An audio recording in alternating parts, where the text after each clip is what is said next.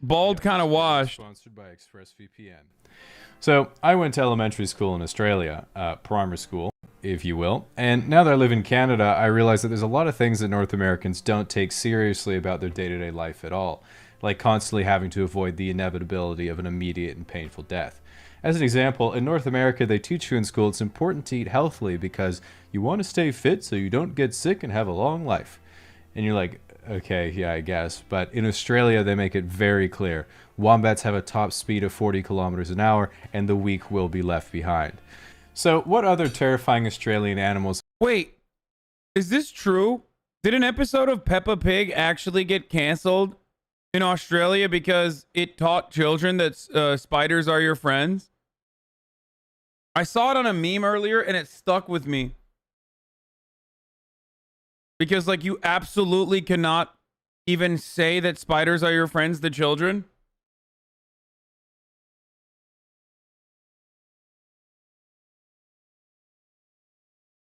Peppa Pig also gave kids in America British accents. I don't know what the fuck Peppa Pig is. I've never seen it. are that'll make you glad that airlines are going bankrupt right now. F tier. So first off in the F tier, we have all the Australian animals that are actually just really nice and are in fact completely harmless. So next in the E tier, we have animals that look dangerous but actually aren't that dangerous. Echidna. In addition to being the inspiration for Guy Fieri's hairstyle, these guys love to cross roads. Not to get to the other side because they hate inflated tires. In reality, they're actually extremely timid and will curl up into a ball if you threaten to take away their Chaos Emeralds. Huntsman spiders. These are probably the most common variety of spider where I lived and are usually about the size of a coaster. When you rub your leg against your headphone cable, this is what you assume you felt. To be honest though, when you see one of them you say, "Ah! Oh, it's only a huntsman." D tier. Well, looks friendly. Just what they want you to think. Tasmanian devil. These little guys look like cute miniature dogs, and just like cute miniature dogs, they're completely filled with evil. For their size, they have the strongest bite force of any mammal on the planet, and half of them have contagious mouth tumors. They spend their day walking the perimeter of their territory, looking for other Tasmanian devils to dispute property boundaries with. Koalas. Now, they might seem cute and cuddly, but don't let that fool you. There they'll be at the petting zoo, feeding the little guy some eucalyptus. Next thing you know, he drools on an open wound, and now you have to somehow convince your boyfriend that you got chlamydia from a koala. Yes! The trees. While seemingly inconspicuous, even the trees themselves in Australia are dangerous because they're literally always on fire. Why, you might ask? Well, take the eucalyptus tree. What do you get from the eucalyptus tree? Eucalyptus oil. That's right. The trees are literally made of oil. C tier. I'm gonna just not go near that thing. Platypus. Now, when North Americans see a platypus, they all say the same thing. Oh, beaver go quack. But they couldn't be more wrong. While beavers look at a body of running water and think, stop. Platypuses instead think, here I will lurk, waiting to stab your children with my venomous spur if they even think of coming close to my eggs. Well, no, because I have electromagnetic sensors in my big-ass duckbill. I'm not even joking about that. So anyway, great white sharks. Well, these things can kill you easily. Almost every instance of one attacking someone has been a huge misunderstanding, and the shark has been very apologetic. Basically, every time, it's a great white thinking, a seal. I'm gonna eat that. And then when they go and take a bite, they realize it was some dude paddling on a surfboard, and they feel really guilty for worsening their already poor public relations, so they quickly swim back to the depths, hoping they won't get turned into soup. Kangaroos. Besides being absolutely kangaroo jacked, kangaroos have a giant-ass tail they like to use to initiate drop kicks on unsuspecting pregnant women. While they don't generally attack unless they're aggravated, they can be very defensive of their offspring, so be very wary if they seem to have something in their pouch, because it's probably a Glock. B tier. It looks dangerous because it is dangerous. Crocodiles. Crocodiles are basically the Venus flytraps of reptiles. I'm pretty sure they don't even have the ability to think. It's quite profound, honestly. If there were a crocodile philosopher, I feel it would be like, you must be patient in life, but when opportunity presents itself, you must sink your teeth in and never let go. Mr. Crocodile, what do you do if you feel like more and more that opportunity is just slipping away? Then I get him with my spin move. Jack jumpers. Giant ants with huge jaws that can jump like 2 feet high and are Okay, I want to see the spin move again. Away. Then I get him with my spin move. Jack jumpers. Oh, that was giant cool. ants with huge jaws that can jump like 2 feet high and are always angry. They're basically wasps but can't fly. Except for the ones that can fly. If you get stung by one of these, it hurts a lot for a few hours and then you're mostly fine.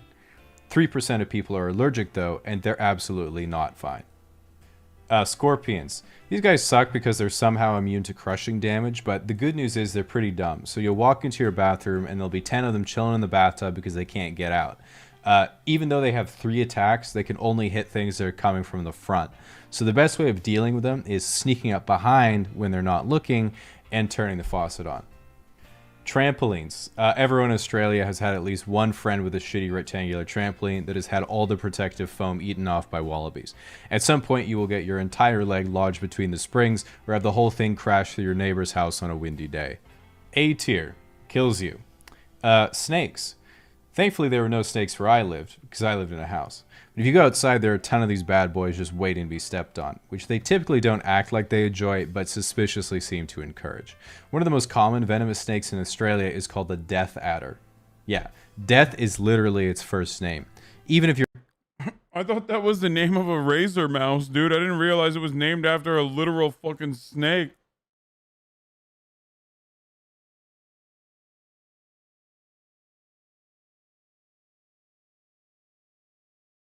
God damn. You didn't know? Yeah, I didn't know. What are you, fucking an expert of snakes? Are you a snakeologist? Shut the fuck up. You didn't know either. You're like, well, everything in Australia is upside down, so maybe it means the opposite. Well, guess what the opposite of death adder is? That's right, life subtractor. You just can't win. They're always 2 steps ahead. Stonefish. Stonefish are a dumb fish with an even dumber design because even though they hate being poked by children, they nevertheless decide to disguise themselves as a rock in shallow coastal areas. Like, bro, everyone's going to want to flip you over. That's like hating the microwave, but you disguise yourself as a cinnamon bun and then hide in the fridge. Funnel web spiders. Loves wearing functional boots. Redback spiders. Loves comfortable seating and a good postcard. Blue ring octopus. Shoots up to 8 electric destructo discs at a time. Drop bear. A carnivorous relative of the koala bear that's often attracted to barbecues and other public cookouts. Has been known to plummet up to 5 meters from eucalyptus trees onto passers-by. Has particularly sensitive hearing and becomes enraged upon hearing non-Australian accents or about American tipping culture. Its favorite food is Woolworth's generic sausages placed diagonally on a slice of plain white bread, but will also settle for hundreds and thousands on a thick coat of margarine. Hates Vegemite. Box jellyfish. Fuck Vegemite! Loves the beach, but is very predatory and has been known to lure half-naked girls back to their lair by offering them free henna tattoos. A lot of people think that you're supposed to treat a jellyfish sting by peeing on the affected area. But this doesn't actually do anything, and at the end of the day, you're just another weird guy at the beach peeing on their daughter's leg. Irukandji jellyfish. Along with being very painful, if one of these stings you, you can develop such a severe sense of impending doom that people beg their doctor to just end their suffering. Telstra. Similar to the Irukandji. Dude, what the fuck? I thought it was a meme that like Australia was so dangerous. Like I thought that like everyone really greatly overemphasized the danger in Australia and that Australians never really said anything about it because it makes them seem so fucking darn cool. I did not realize that there's actually a very real danger. Very real present danger from all these fucking animals. Every animal there wants to fucking kill you.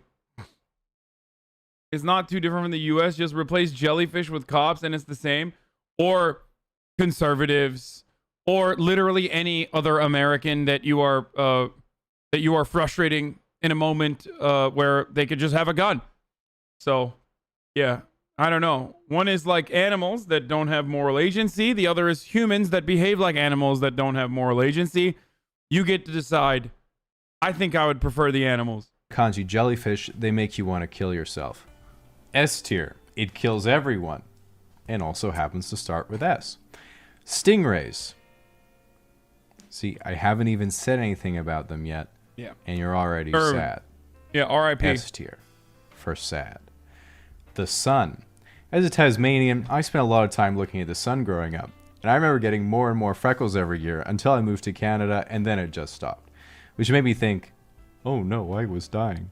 The good news is I've heard that girls think freckles are pretty cute. And I'm sure this is because girls love bad boys. And when they see a guy with freckles, they think, damn, that guy's tougher than the sun. So yeah, S tier for sunscreen. So seeing as we're all currently quarantining ourselves and are therefore naturally protected from both girls and the sun, and the virus thing, the only thing left to worry about is running out of things to watch on the computer. And with today's sponsor, ExpressVPN, in just one click, you can reroute your IP address to over 94 different countries, which allows you to continue. God damn, that was fucking the way he did it.